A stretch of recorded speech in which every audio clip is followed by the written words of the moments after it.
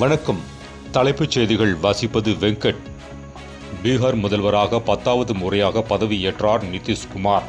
ஆளுநர் ஆரிப் முகமது கான் பதவி பிரமாணம் செய்து வைத்தார். பாலியல் குற்றச்சாட்டுகளில் பரபரப்பாக பேசப்பட்ட ஜெப்ரி எப்ஸ்டீன் தொடர்பான அனைத்து கோப்புகளையும் வெளியிட அனுமதிக்கும் மசோதாவில் கையெழுத்திட்டார் ட்ரம்ப். தமிழகத்தில் சட்டம் ஒழுங்கு சீர்கெட்டுள்ளது என பாஜக மாநில தலைவர் நயினார் நாகேந்திரன் குற்றச்சாட்டு. ஒரே இரவில் 470 ட்ரோன் 48 ஏவுகணைகளை வீசி உக்ரைன் மீதான ரஷ்யா தாக்குதலில் 9 பேர் உயிரிழப்பு. உக்ரைன் அதிபர் ஜெலன்ஸ்கி கண்டனம், ரஷ்யா கடும் எதிர்ப்பு. பழைய 1947 ₹1 நாணயம் பொறிக்கப்பட்ட கை கடிகாரத்தை அணிந்துள்ள பிரதமர் மோடி வீடியோ சமூக வலைதளங்களில் வைரல்.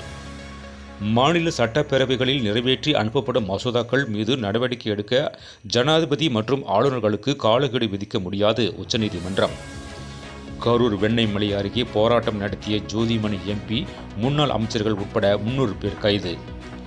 கோவை மக்கள் கடந்த சட்டப்பேரவை தேர்தலில் ஒரு தொகுதியில் கூட திமுகவை வெற்றி பெற செய்யாததால் கோவை மக்களை வஞ்சிப்பதற்காகவே செயல்படுத்த முடியாத திட்ட அறிக்கையை தமிழக அரசு மத்திய அரசிடம் கொடுத்துள்ளது என பாஜக தேசிய மகளிர் அணி தலைவி வானதி சீனிவாசன் குற்றம் சாட்டினார்.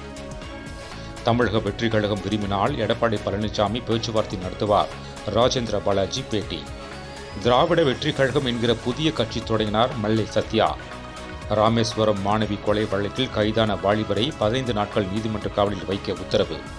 சேலத்திலிருந்து மீண்டும் பிரச்சாரம் தொடங்க விஜய் திட்டம். சுற்றுப்பயணத்திற்கு அனுமதி கோரி காவல் ஆணையர் அலுவலகத்தில் தாவேகவினர் மனு. மேலும் விரிவான செய்திகளுக்கு அரசியல் ராஜ்யம் மின் இதழை படியுங்கள். நன்றி, வணக்கம்.